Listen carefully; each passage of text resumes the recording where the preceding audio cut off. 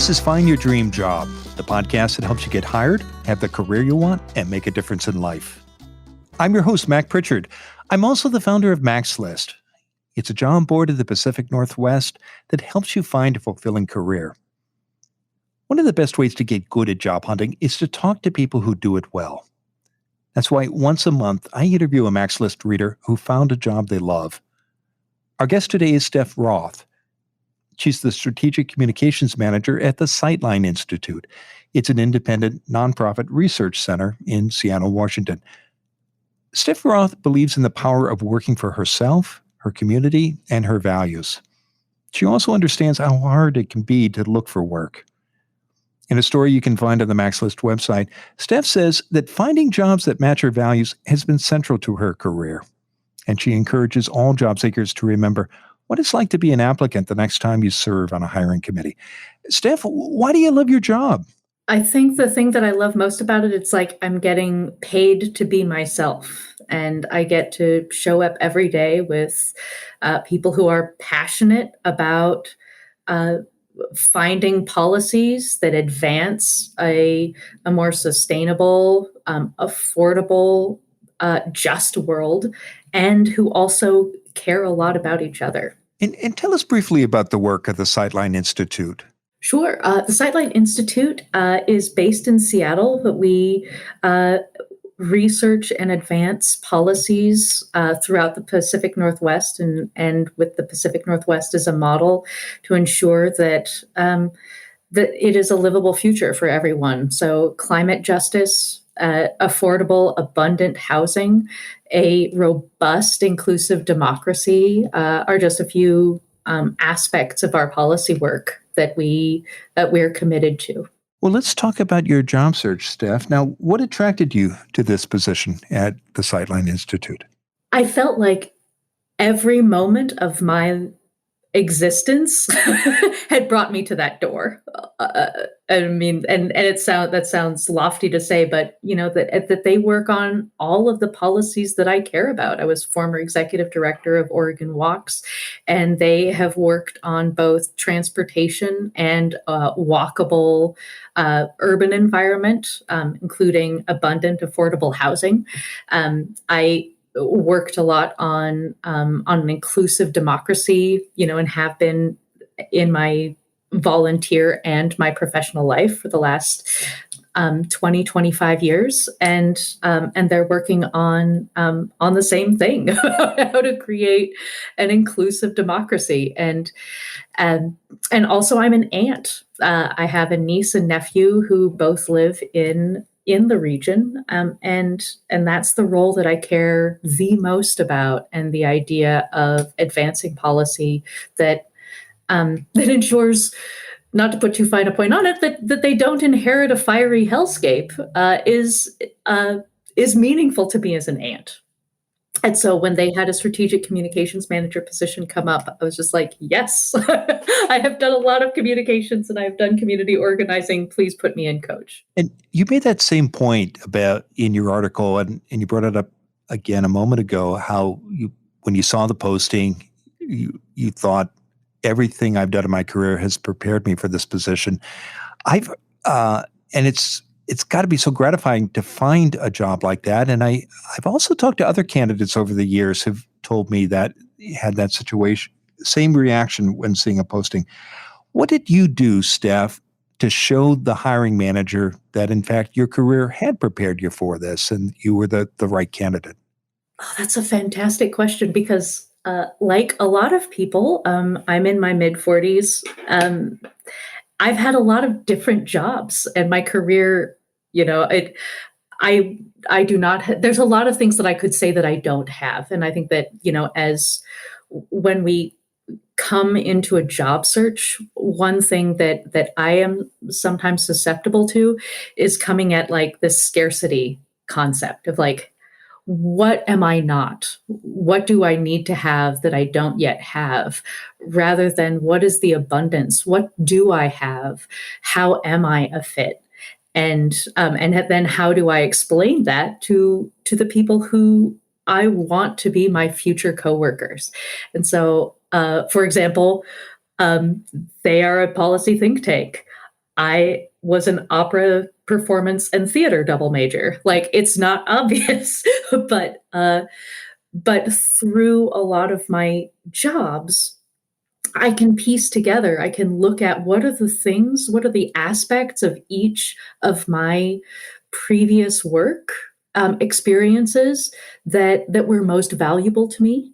And when I piece those together, it points directly to the type of job that I want. And I knew that being a strategic communication manager at Sightline was that. Any tips about how to demonstrate that the skills you acquired in one field, in your story, example for the arts, for example, translate into work at a policy think tank? Because again, many job seekers will say, well, I've got the skills, they're just not in that world. What worked for you when you were showing the managers at Sightline that your skills were indeed transferable and made you the best candidate for the job? I think, first of all, as someone who is a theater major, I look at a cover letter, and I think that this is a storytelling document, right? Like, the resume tells you where you have been, like, that's the chronology, those are the details, but the cover letter is really what develops the narrative around what are the skills, who is the person that you are bringing to this space, to this opportunity. And so looking at what a job position, a description entails, like what are the things that they're looking for, and not just the skills or experiences, but what are also the attributes, and how, taking that, thinking of that almost as a story prompt of, what in my life creates a nexus for this position. And for example, I said that I, majored in opera performance. That doesn't seem like it's directly conducive to a policy think tank or to, advocacy work in a different with a different hat. I'm on the Planning and Sustainability Commission for the city of Portland. But what opera performance did teach me was I majored in breathing, and I majored in for theater. I majored in empathy and putting myself in other people's shoes. And so those aspects of my previous work are directly related to patience and empathy and problem solving. One thing that was striking to me when reading your article, Steph, is that you talk candidly about applying for several dozen jobs during your search and not getting a single offer until your current position. And that had to be so hard. How did you handle that rejection? Oh, that is a great question. Sometimes not well. But, as we were talking before this, taking a moment to feel grief, I think, is an important part that, when you apply for a job, like, I'll just say, when I applied for each of those jobs, I kind of, put myself, embodied that position, and I'm kind of mentally moved into that job as what my life was going to look like. And so in most of those, I ended up being, a runner-up candidate. And so, you go through the cover letter, multiple interviews, and then the grief of that rejection is significant. And so, one, just allowing yourself to recognize that as grief and being able to sit with it, and that it's okay to feel really bad about it. and to recognize that anger is a part of it, loss is a part of it, bargaining is a part, all of these stages of grief do coalesce in part of a job experience. And then, when you get beyond that, what is the opportunity? What did you learn in that time? And oftentimes, if you've gone through at least one interview, you've met people, and you've met people in a sector, in a type of work that really interests you. So what could a next step be? And so part of that is, how can a rejection move into building your network? And so sometimes, like, I'll ask for an informational interview, and sometimes people grant it, sometimes people cannot for policy reasons or for time reasons. But when they can, it's been a powerful experience and has helped me uh, be a better candidate and a better professional going forward. As you went through those interviews and application processes, what lessons did you learn along the way that you applied to future applications, especially lessons that might have been helpful to getting the job you have today? I think a big one. Gosh, you ask good questions, Mac. Oh, such good. You should have a podcast. And that I think a big one is and I'll say particular for women, that there is an expectation of humility that we have. Humility is a part of definitely who I am, and I think that is, to at least to some extent, gendered. So to get beyond that and to feel comfortable owning work, because no one does any work by themselves, right? We all do work in teams. I mean, even I was this sole staff person for an advocacy organization, and yet I couldn't bring myself to say what I did. I could only say what we did together. And so to feel comfortable packaging your own accomplishments in a way that feels true, that is true, that is not a lie, while also recognizing the team's effort was, I think, my biggest barrier, because I don't like to ever say that what I accomplished, because it does feel like a lie. I actually in interviews at the beginning of it, I would say, like, I would actually offer a caveat at the beginning of an interview. It's like, you might ask me a bunch of questions about, I will say what role I played. I am also here because I am here for this job within this professional community because I believe in working in a team. And so I will talk about what my role in a team effort is. But I also want to be conscious about, where the sea begins and the sand ends in terms of these accomplishments. And that at least helps me be able to say without caveat for the rest of the interview what, quote unquote, I did as part of previous jobs. So it was less for them and it was more for me.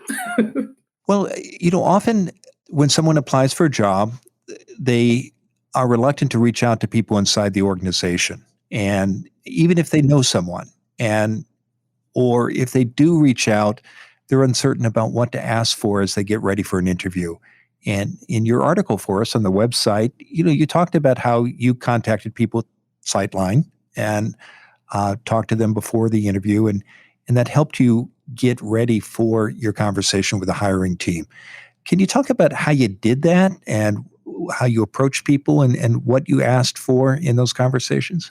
One, I had someone that I had known for over a decade who I just adore, who was then working at Sightline. And actually one of the questions I wanted to ask was, I know Sightline's work, I value it, I admire it.